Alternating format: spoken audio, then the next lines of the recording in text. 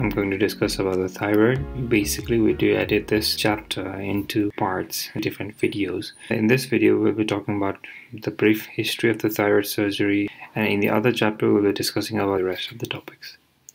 You can see the history began more than 1,000 years ago.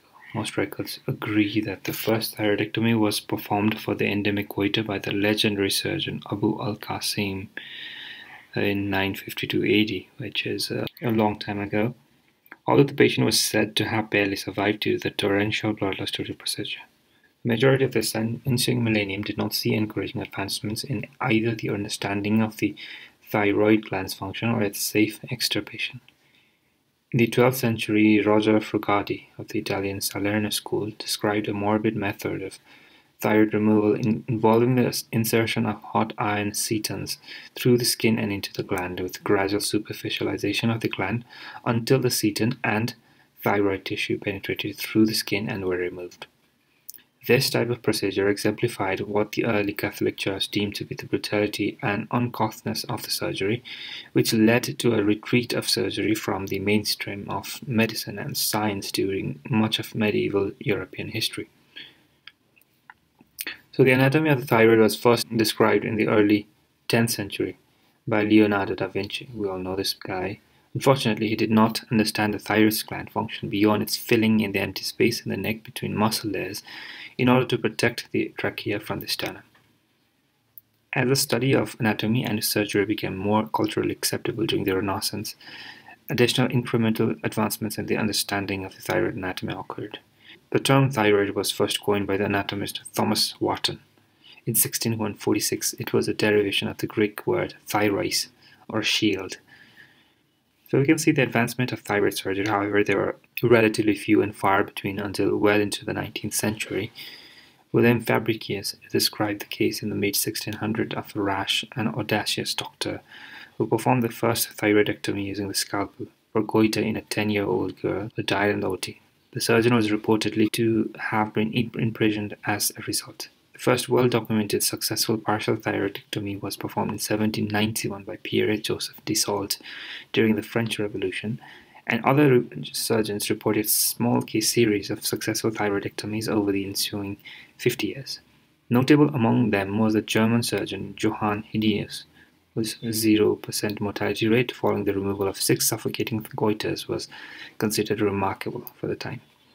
Despite this, thyroid surgery was still associated with at minimum a 40% mortality rate in the early to mid 1800s, such that the leading surgical figures and professional associations of the time emphatically advised against performing thyroidectomy. Thyroid surgery was defined by Liston, a proceeding by no means to be thought of, by Diefenbach as most thankless, most perilous, foolhardy method performances, and by Gross as horrid butchery.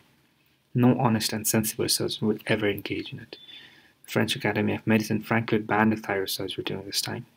Starting in the mid-19th century and continuing on into the early 20th century, the course of thyroid surgery rapidly evolved from a dangerous and morbid endeavor into a safe, elegant, and modern practice. The practice of surgery as a whole advanced due to the triple development of anesthesia, antisepsis, infection prophylaxis, and instrumentation for hemostasis. So this slide is very important for us.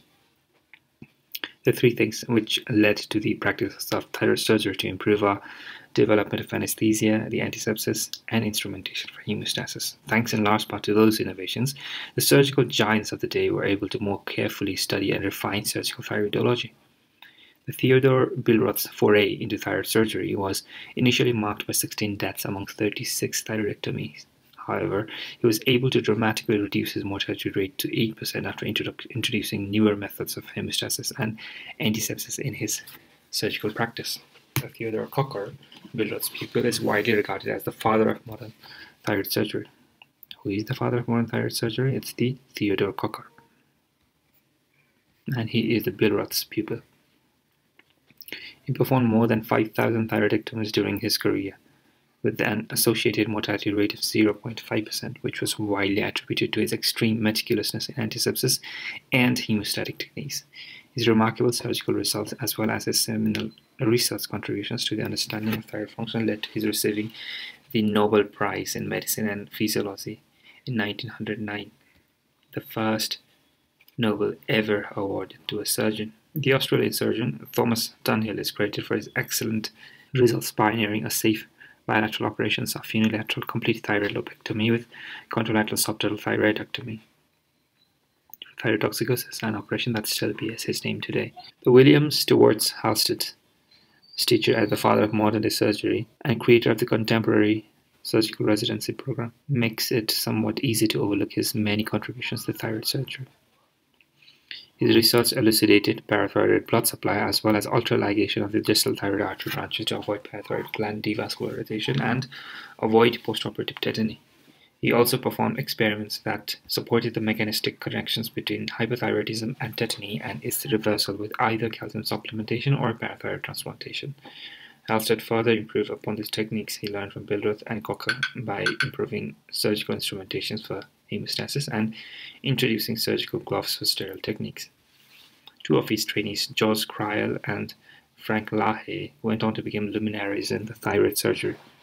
Ultimately, Halsted wrote that thyroid surgery typifies, perhaps better than any other operation, the supreme triumph of the surgeon's art. Charles Mayo and his medical colleague Henry Plummer demonstrated the safe conduct of thyroidectomy for grave status with preoperative iodine preparations.